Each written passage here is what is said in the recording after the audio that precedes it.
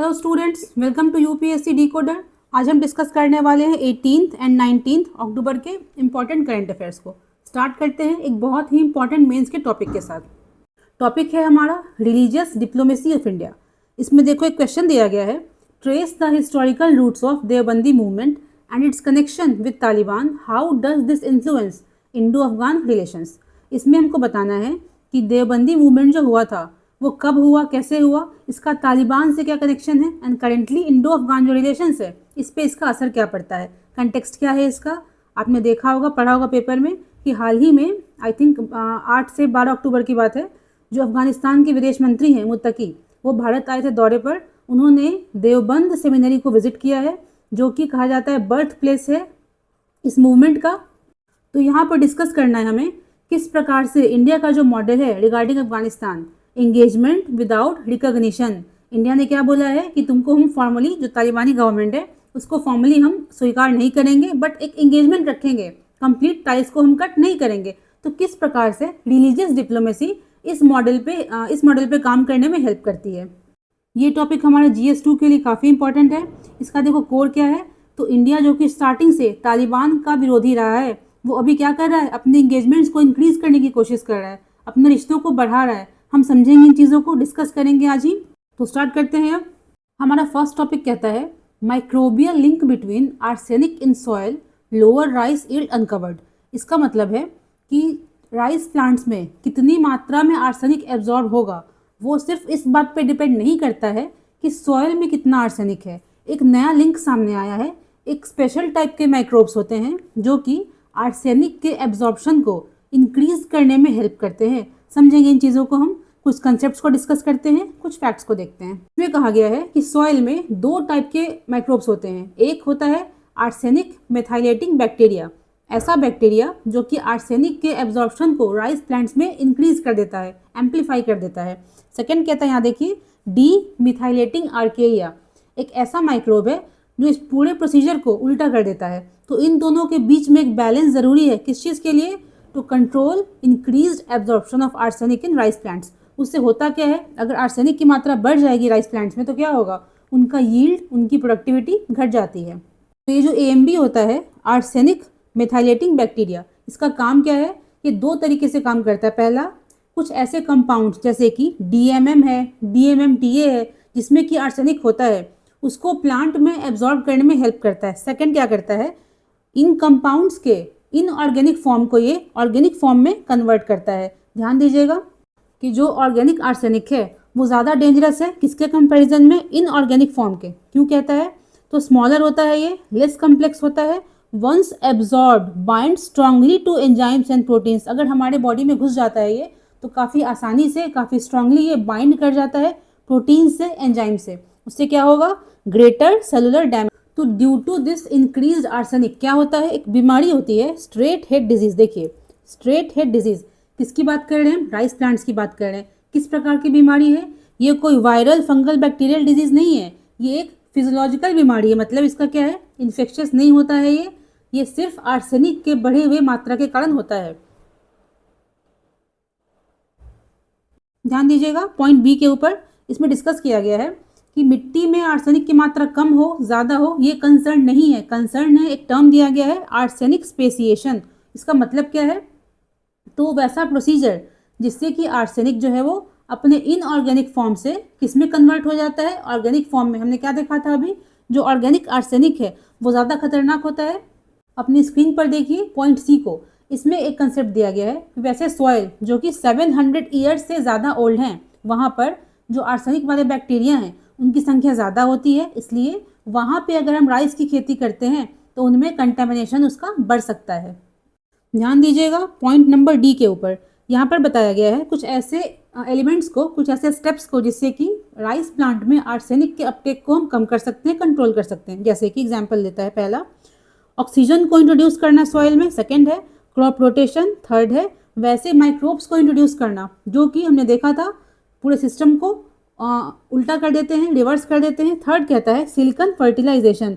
कुछ देखो टर्म्स दिए गए हैं, पूछ सकता है एग्जाम में कि राइस प्लांट में जो आर्सेनिक अपटेक है उसको डिक्रीज करने के लिए क्या क्या हम कर सकते हैं। आगे देखते हैं, एक फैक्ट देखेंगे हम, India is world's second largest producer and consumer of rice.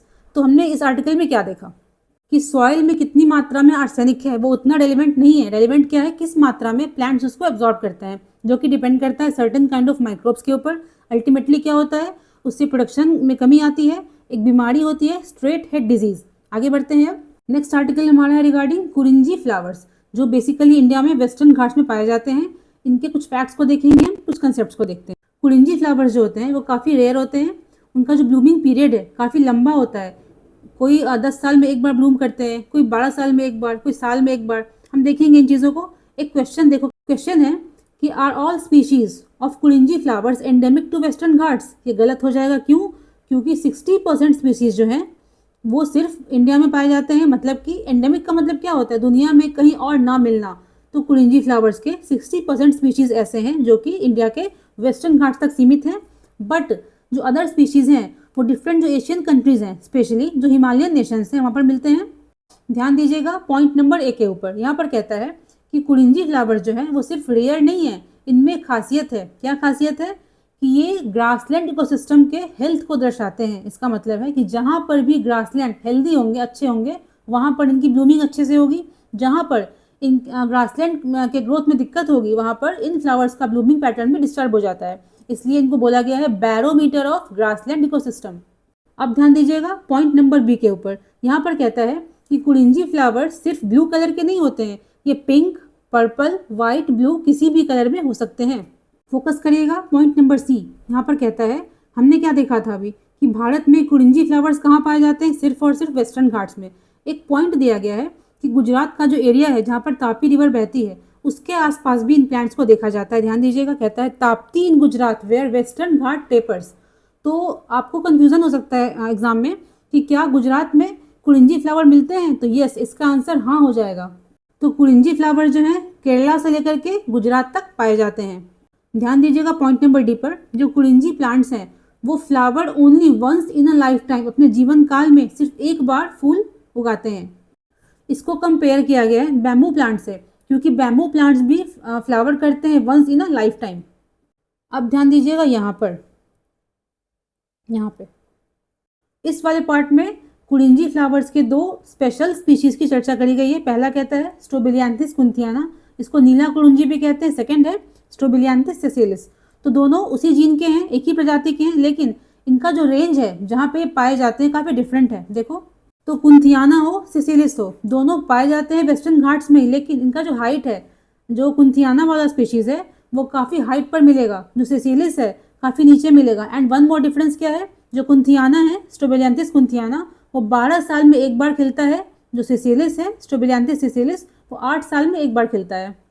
तो देखो अल्टीमेटली जो कुरिंजी प्लांट्स होते हैं वो रेयर भी है एंड क्लाइमेट के इंपॉर्टेंट इंडिकेटर्स भी होते हैं। वो बताते हैं कहाँ पर ग्रासलैंड अच्छे से हो रहा है। सेकंड क्या है, क्योंकि वो पहाड़ों पर होते हैं तो उनका बार बार अपने टाइम पर आना ये दिखाता है कि टेम्परेचर इज स्टिल मेंटेन्ड, अभी भी अल्पाइन टेम्परेचर मेंटेन्ड है, जो कंडीशंस हैं वो अच्छी हैं। अब आते हैं अपने मेंस के टॉपिक के ऊपर। कहता है Muttaqi's Deoband visit driven by personal connection religious diplomacy. इसमें देखेंगे हम कि व्हाट इज़ देवबंदी मूवमेंट, है क्या ये, एंड तालिबान से कनेक्शन क्या है इसका, इंडिया किस प्रकार से इसको अपने डिप्लोमेसी में यूज़ कर सकता है। स्टार्ट करते हैं। कंटेक्स्ट ये है कि जो विदेश मंत्री हैं अफगानिस्तान के मुत्तकी, जब वो भारत आए थे उन्होंने विजिट किया देवबंद को। देवबंद कहाँ है, ध्यान दीजिएगा पॉइंट नंबर 1 अपनी स्क्रीन पर देखिएगा। एक छोटा सा शहर है, सहारनपुर ज़िला, उत्तर प्रदेश। इम्पॉर्टेंट क्यों है, तो यहाँ पर 1866 में दारुल उलूम की स्थापना की गई थी। दारुल उलूम क्या है ये, तो इस्लामिक अल्टरनेटिव है ब्रिटिश रन यूनिवर्सिटीज़ का। इसमें देखो इसका जिस्ट ये है कि ब्रिटिश गवर्नमेंट का जो भारत की शिक्षा व्यवस्था थी उस पर काफ़ी इन्फ्लुएंस इंक्रीज कर रहा था, तो इस्लामिक तरीका जो था उसको मेंटेन रखने के लिए इसकी स्थापना की गई थी। और यहीं पर इसी जगह पर बर्थ होता है देवबंदी मूवमेंट का। ध्यान दीजिएगा पॉइंट नंबर बी अपनी स्क्रीन पर देखिएगा। Point number B, Deobandi movement क्या है, ये एक रिवाइवलिस्ट मूवमेंट है, सुन्नी रिवाइवलिस्ट मूवमेंट। तो वेस्ट का जो वेस्टर्न कंट्रीज़ का जो इस्लामिक कल्चर पे असर पड़ रहा था, इन्फ्लुएंस पड़ रहा था, इसके अगेंस्ट में इसको इस्टेब्लिश किया गया था, जो धीरे धीरे पूरे साउथ एशिया में फैल गया था। तो बेसिकली वेस्ट का इन्फ्लुएंस जो एजुकेशन पे पड़ रहा था उसके अगेंस्ट क्या स्टार्ट हुआ, दारुल उलूम। जो कल्चर पर पड़ रहा था उसके अगेंस्ट क्या स्टार्ट हुआ, देवबंदी मूवमेंट। दोनों कहाँ स्टार्ट होते हैं, सहारनपुर के देवबंद एरिया में। अब ध्यान दीजिएगा पॉइंट नंबर सी, यहाँ पर कहा गया है कि अगर हम बात करते हैं पेशावर की, पेशावर देखो 1994 की हम बात करें तो पेशावर ही वो जगह है जहाँ से तालिबान इमर्ज करता है, और पेशावर में ही एक नाम दिया गया है मौलाना अब्दुल हक। इन्होंने क्या किया था, वहाँ पर दारुल उलूम को स्टैब्लिश किया था। तो ये बात हो रही है 1947 की। एक देखो लिंक बैठ रहा है कि नहीं, जो दारुल उलूम है स्टार्ट कहाँ पर होता है, उत्तर प्रदेश में, धीरे धीरे स्प्रेड कहाँ पे कर रहा है, पाकिस्तान के पेशावर में, वही जगह जहाँ पे तालिबान का बर्थ होता है। बट देखो दोनों का ना मोटिव काफ़ी अलग था।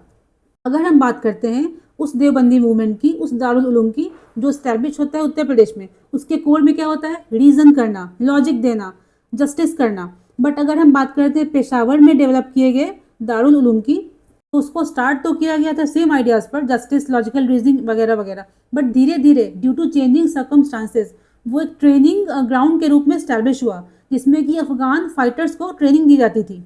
जैसे कि जब सोवियत का इन्वेजन होता है अफगानिस्तान पर, उस टाइम पे क्या था, एक वो कैंप के रूप में काम कर रहा था जो कि रेबल ग्रुप्स को पनाह दे रहा था, उनको सपोर्ट कर रहा था।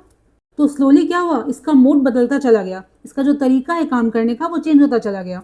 इसका सबसे बड़ा एग्जाम्पल क्या है, ध्यान दीजिएगा पॉइंट डी के ऊपर कहता है कि वाइल ओरिजिनल जो देवबंद है वो क्या कहता है, जस्टिस के ऊपर बात करता है। वो कभी नहीं कहता है कि विमेन के राइट्स को तुम कम कर दो, बट जो तालिबानी सरकार है वो इन चीज़ों को नहीं मानता है, विमेन को इक्वल राइट्स नहीं देता है। हमने क्या देखा अभी तक यहाँ पर कि जो मूवमेंट इंडिया के उत्तर प्रदेश से स्टार्ट होता है वो अल्टीमेटली कहाँ जाता है, पेशावर में, जो कि लास्टली तालिबान के ओरिजिन का केंद्र बनता है। हाँ, ये बात अलग है कि उसका मोड काफ़ी डिफरेंट होता है। तो एग्जाम में पूछता है अगर regarding India's religious diplomacy with respect to Muttaqi's visit to Deoband, आप स्टार्ट कैसे करोगे, देवबंद कहाँ पर है, उसका इंपॉर्टेंस क्या है, फिर लिखोगे कि इंडिया का रिलेशन कैसा रहा है रिगार्डिंग अफगानिस्तान पोस्ट 2021। पोस्ट 2021 का जो रिलेशन है इंडिया अफगान का, उसके 4 पिलर्स हैं। पहला कहता है cautious interest based engagement, second है नो फॉर्मल रिकॉग्निशन, थर्ड कहता है सिक्योरिटी कंसर्न्स, फोर्थ है इन्वेस्टमेंट्स डन।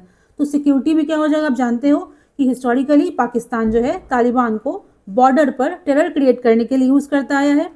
सेकंड कहता है हमने काफ़ी सारा खर्च कर रखा है, इन्वेस्ट कर रखा है अफगानिस्तान में। थर्ड है कि हमने तालिबानी गवर्नमेंट को फॉर्मली स्वीकार नहीं किया है, बट इंगेजमेंट्स तो कर सकते हैं हम। फोर्थ कहता है कॉशियस, मतलब सतर्क रहना, कंप्लीटली अपने आप को ओपन नहीं करना है, एक बैलेंस लेके चलना है। तो इस बैलेंस को हमने कैसे क्रिएट किया, 2 चीज़ों से। पहला है सहायता देना, आपके यहाँ कुछ हो गया, कोई त्रासदी हो गई, आपको हेल्प करेंगे हम। सेकंड कहता है पीपल टू पीपल रिलेशंस, जो सॉफ्ट पावर है उसको इंक्रीज करना। प्रेजेंटली हम जानते हैं कि हम तालिबान गवर्नमेंट को इग्नोर नहीं कर सकते हैं, तो अल्टीमेटली करना क्या है, हमको नॉन ऑफिशियल डिप्लोमेटिक चैनल को एक्टिवेट करना है। कैसे करेंगे हम, रिलीजियस डिप्लोमेसी से। सबसे इंपॉर्टेंट पॉइंट क्या है इसका, it can reduce Pakistan leverage over Afghanistan. कैसे, आप जानते हो कि पाकिस्तान भी क्लेम करता है कि हम भी जो देवबंदी आइडियाज़ हैं उसमें बिलीव करते हैं, तो हम लोग एक हैं। बट इस चीज़ को इंडिया काउंटर कर सकता है अपने इन्फ्लुएंस को इंक्रीज करके। इसके कोर में क्या है कि जो पाकिस्तान अफगान रिलेशन है वो काफ़ी लो पे चल रहा है, काफ़ी स्ट्रेंड है। इस केस में हम इस पॉइंट को, जो देवबंदी वाला पॉइंट है, उसको यूज़ करके अपने इन्फ्लुएंस को हम बढ़ा सकते हैं। नेक्स्ट कहता है कि how will it help with engagement, जो इंडिया का मॉडल है इंगेजमेंट विदाउट रिकॉग्निशन मॉडल, इसमें कैसे हेल्पफुल हो सकता है। तो हम इसको यूज़ कर सकते हैं नॉन स्टेट कॉन्डुइट के रूप में, नॉन फॉर्मल एंगेजमेंट के रूप में। कैसे, वाया रिलीजियस संस्था हो गया, सेकंड है सिविल ग्रुप्स हो गया, थर्ड लिखोगे आप एजुकेशनल प्रोग्राम्स, जैसे कि अपने इंटेलेक्चुअल्स को हम वहाँ भेज सकते हैं, वहाँ से जो इंपॉर्टेंट पीपल हैं, जो अच्छे बुद्धिजीवी लोग हैं, उसको यहाँ बुला सकते हैं।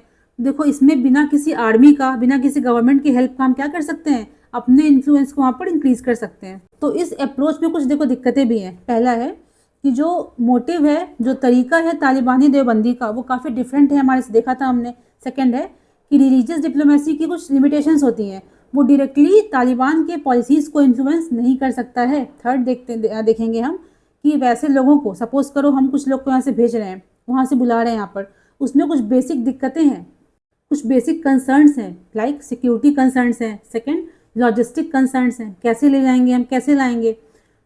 सबसे इम्पॉर्टेंट बात जो यहाँ पर ये है कि ऐसा ना लगे इंटरनेशनल फोरम पे कि हमने तालिबान को इनडायरेक्टली ऑफिशियली स्वीकार कर लिया है। देखो अगर हम किसी कंट्री को ऑफिशियली स्वीकार करते हैं, इसका मतलब क्या होता है, हमने उसकी हर पॉलिसी में उसको समर्थन दिया, मतलब कि उसके काम करने के तरीके को हम प्रमोट करते हैं, उसको हम सही मानते हैं, ठीक है। तो अल्टीमेटली इसमें क्या देखा हमने, देवबंद कहाँ है, ये मूवमेंट वहाँ पर कौन कौन से हुए, जो मुत्तकी की विजिट थी वो इंपॉर्टेंट क्यों है, अल्टीमेटली इंडिया तालिबान जो रिलेशन है उसको कैसे इन्फ्लुएंस कर सकता है, इसमें कुछ चैलेंजेस भी देखे हमने। बट ओवरऑल देखा जाए तो हमारा जो मॉडल है एंगेजमेंट विदाउट रिकॉग्निशन, इसके लिए सही है, ये इसको यूज हम कर सकते हैं। आगे देखते हैं, एक शॉर्ट न्यूज़ है, इसमें कहा गया है कि इंडियन वुल्फ जो पहले ग्रे वुल्फ की कैटेगरी में आता था, उसको सेपरेटली क्या किया गया है, एक स्पीशीज़ के रूप में IUCN में स्टैब्लिश कर लिया गया है। नाम देखेंगे यहाँ पर, देखो यहाँ देखिएगा, कैनिस लूपस पैलिपस, कैनिस लूपस पैलिपस इसका नाम है। तो बेसिकली अभी की बात अगर हम करें, ध्यान दीजिएगा यहाँ पर इंडियन वुल्फ क्या है, शेड्यूल 1 में है वाइल्ड लाइफ प्रोटेक्शन एक्ट के। वन मोर थिंग, ये ह्यूमंस पे अटैक नहीं करता है, ध्यान दीजिएगा।